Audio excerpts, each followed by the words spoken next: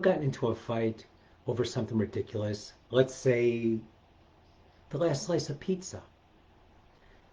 Well, most people would settle this with a rock, paper, scissors, or perhaps even a reasonable negotiation, like civilized adults. But not like Roger and Ricky. Oh no, they took it to the mat, literally.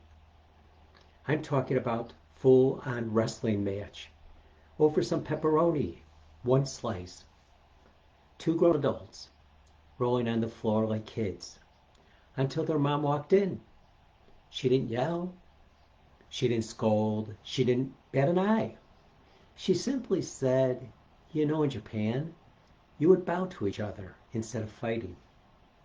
I don't know if it was the thought of bowing before going into battle or the fact that she said it so calmly, but they both just froze in their wrestling holds and then they both burst out laughing.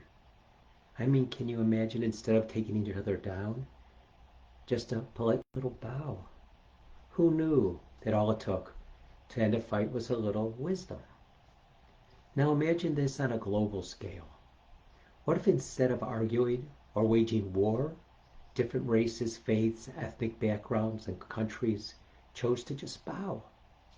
What if we took a moment to bow at each other's present, your beliefs, and with a gesture of respect? It's easy to see how conflict arises when you focus on your differences. One group believes this, another believes that, and suddenly you're in battle. Whether it's in the boardroom, the political debate, or a war zone. But when you bow, figuratively or literally, you shift the dynamic. Bowing is an act of humility. That's the mission. It says, I recognize that you are different. And that's okay. Let's meet in the middle. Think about the power of this. Different religions, cultures, nations bowing to each other. Not of fear of weakness, but out of shared peace. It's like saying we don't need to fight to prove we're right.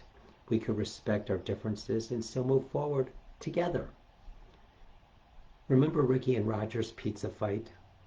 They laughed. They stopped fighting.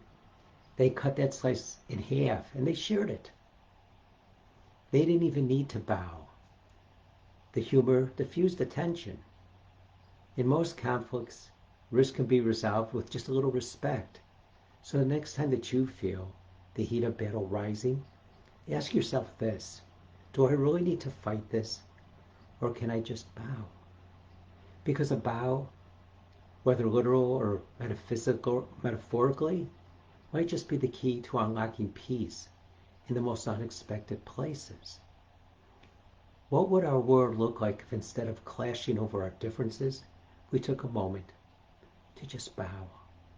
Remember to bow for peace, respect diversity, share humanity, for you to be a success.